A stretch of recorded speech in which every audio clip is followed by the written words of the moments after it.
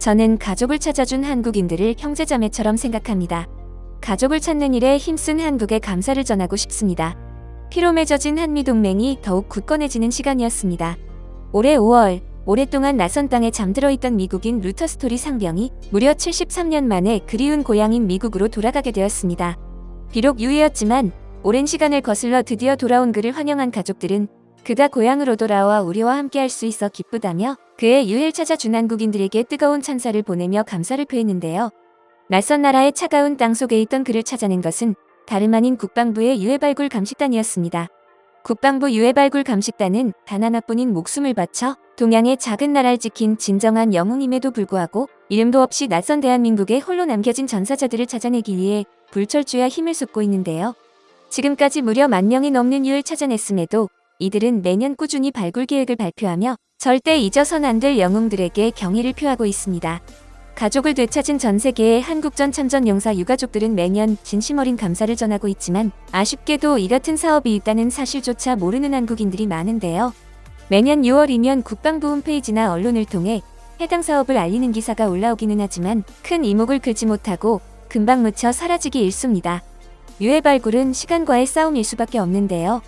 절대 잊어서는 안 될 우리의 뼈아픈 역사가 그저 과거로 사라진다고 생각하면 마음이 아픕니다.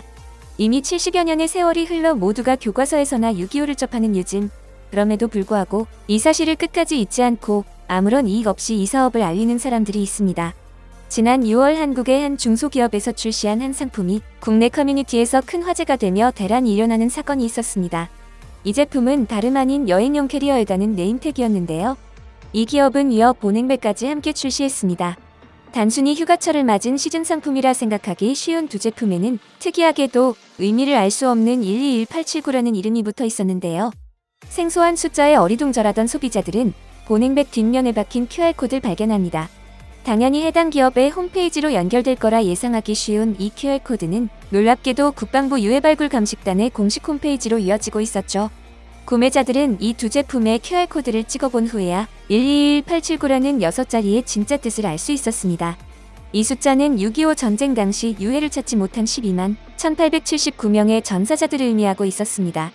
이들은 전사자들을 끝까지 잊어서는 안 된다는 생각과 함께 생존 참전 용사들을 모두 돕겠다는 결심으로 121879라는 특별한 이름을 단 상품을 출시한 것입니다.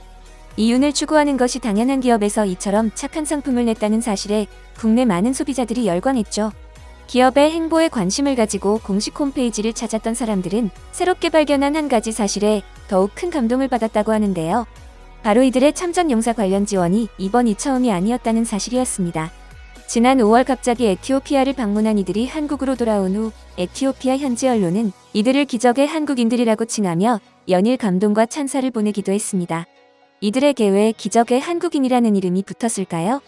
당시 에티오피아 현지의 한국전 참전 기념행사에 참석했던 이들은 눈이 멀어가는 고령의 현지 참전 용사를 보고 안타까움으로 큰 충격에 빠졌다고 합니다. 이들은 한국으로 돌아온 즉시 의료진을 꾸렸고 바로 에티오피아로 돌아가 현지 참전 용사들 전원의 안질환 수술을 마친 후 다시 조용히 귀국했다고 하네요. 이들의 행보에 열광하는 외신들이 인터뷰를 청했지만 이들이 남긴 말은 단 한마디였습니다.